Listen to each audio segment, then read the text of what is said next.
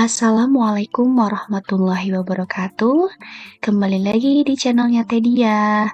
Nah, untuk video kali ini saya sharing tentang perhitungan TER nih. Perhitungan TER PPh 21 untuk pegawai tetap. Nah, langsung saja ya kita ke contoh perhitungannya. Nah, di sini ada contoh soal, Ahmad pegawai tetap di PT Barokah. Dia statusnya PTKP, menikah, dan mempunyai seorang anak atau K1 ya. Ia mendapat gaji sebulan 11 juta, dan PT Barokah membayar premi JKK dan JKM masing-masing 0,5% dan 0,2% dari gaji si Ahmad. Nah, Ahmad membayar iuran pensiun 100.000 per bulan, dan zakat 100.000 per bulan kepada Basnas. Nah, ini bagaimana perhitungan PPh 21-nya dengan menggunakan TER, tarif efektif rata-rata ya, yang lagi hits nih di awal tahun 2024. Nah, langsung saja ya kita ke pembahasan. Nah, yang pertama, status menikah dan mempunyai seorang anak ataupun K1 itu masuk dalam kategori TER B ya. Nah, kemudian kalian harus hitung penghasilan brutonya. Ini gaji Ahmad kan 11 juta ya satu bulan. Kemudian dia mendapatkan premi JKK dan JKM-nya 0,5% dan 0,2% dari gajinya. Nah, ini jadi kita hitung ya, 0,5% dari 11 juta itu 55.000, kemudian 0,2% dari 11 juta yaitu 22.000. Sehingga penghasilan bruto Ahmad itu adalah 11.077.000. Nah, setelah kita hitung penghasilan bruto, kita tentukan nih tarif TER-nya menggunakan tarif berapa. Jadi kita lihat nanti di TER B-nya dengan penghasilan bruto 11.077.000. Nah, itu sudah saya cek ya, ini dikenakan tarif 2%. Nah, sehingga perhitungan di PPh 21 Januari 2024 langsung saja 2% dikalikan dengan 11.077.000 sehingga mendapat 221.540 rupiah. Nah, ini mudah ya. Jadi nanti dari perhitungannya Januari sampai dengan November ini kita langsung ya dari penghasilan brutonya dikalikan dengan tarif TER. Nah, ini saya buat rekap setahun contohnya ya.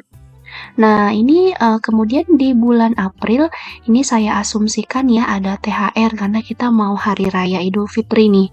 Nah, di sini ada THR mendapat 1 bulan gaji. Nah, di sini sehingga penghasilan brutonya menjadi 22.077.000. Nah, setelah dilihat tarifnya, ini masuk ke dalam 9% atau TER B di 9%. Sehingga PPh 21 di bulan April menjadi 1.986.930. Nah, ini untuk bulan yang lainnya sama ya. Ini anggapnya Ahmad ini lemburnya itu tidak dibayar misalnya, jadi dia hanya mendapatkan gaji pokok, tidak ada uang lemburnya ya. Jadi dari bulan Januari, Februari, Maret, kemudian Mei sampai dengan November itu membayar PPh 21-nya 221.540. Yang bedanya ketika hanya mendapatkan yang beda yaitu hanya ketika mendapatkan THR ya, itu karena tarif TER-nya menjadi 9%. Nah, setelah ini kita hitung ya untuk masa Desembernya. Nah, masa Desembernya ini menggunakan tarif pasal 17. Ini perhitungannya ya. Nah, perhitungannya kita ambil penghasilan brutonya setahun ya. Dari mana? Nih langsung saja kita jumlahkan ya dari penghasilan bruto ini nih yang didapat selama 1 tahun yaitu 143.924.000. Nah, kemudian kita kurangkan dengan biaya jabatan ya 5% dari bruto, maksimal 6 juta setahun. Ini sudah mencapai batas maksimal ya. Kemudian tadi juga di contoh soal disebutkan bahwa Ahmad itu membayar iuran pensiun ya dan zakat masing-masing 100.000. Maka ini saya kalikan dengan 12 bulan bulan, sehingga masing-masing 1.200.000. Sehingga total pengurangnya menjadi 8.400.000 dan penghasilan neto setahunnya menjadi 135.524.000. Dari mana? Dari bruto setahun dikurangi dengan pengurang ya. Nah, setelah ini kita punya penghasilan neto setahun dikurangi dengan PTKP.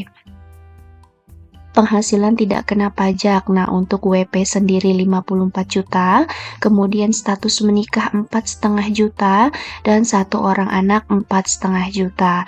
Sehingga total PTKP-nya Ahmad 63 juta, dan penghasilan kena pajaknya menjadi 72.524.000. Nah, ini hasil dari 135 ini dikurangi dengan PTKP ya, 72 juta. Nah, kemudian kita kenakan dengan tarif pasal 17.